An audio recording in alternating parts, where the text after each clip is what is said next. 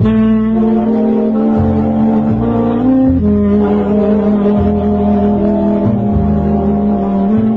story today is called All the Years of Her Life. It was written by Morley Callaghan. Here is Shep O'Neill to tell you the story.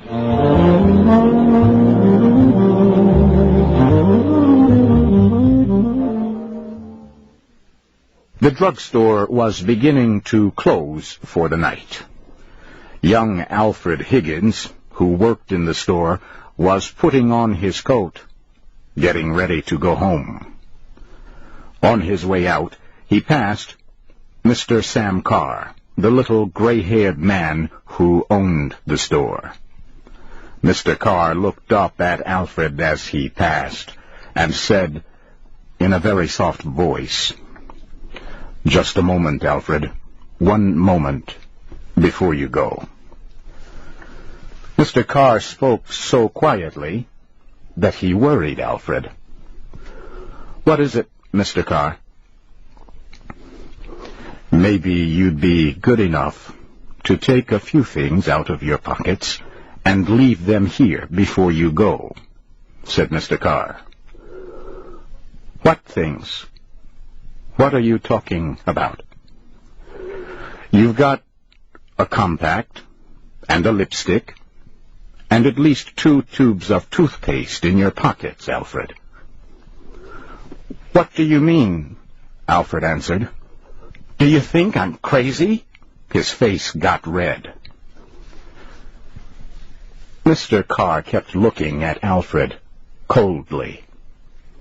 Alfred did not know what to say and tried to keep his eyes from meeting the eyes of his boss. After a few moments, he put his hand into his pockets and took out the things he had stolen. "Petty thieving, eh, Alfred?" said Mr. Carr. "And maybe you'd be good enough to tell me how long this has been going on." "This is the first time I ever took anything." Mr. Carr was quick to answer. "So now you think you'll tell me a lie, eh?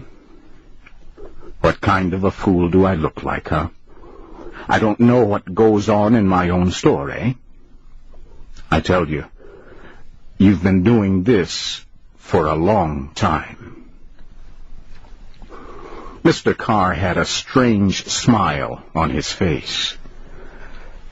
"I don't like to call the police," he said, "but maybe I should call your father and let him know I'm going to have to put you in jail." "My father is not home. He is a printer. He works nights." "Who is at home?" Mr. Carr asked. "My mother, I think." Mr. Carr started to go to the phone. Alfred's fears made him raise his voice. He wanted to show he was afraid of nobody. He acted this way every time he got into trouble. This had happened many times since he left school. At such times, he always spoke in a loud voice, as he did tonight. "Just a minute," he said to Mr. Carr. "You don't have to get anybody else into this. You don't have to tell her." Alfred tried to sound big, but deep down he was like a child. He hoped that someone at home would come quickly to save him. But Mr. Carr was already talking to his mother. He told her to come to the store in a hurry.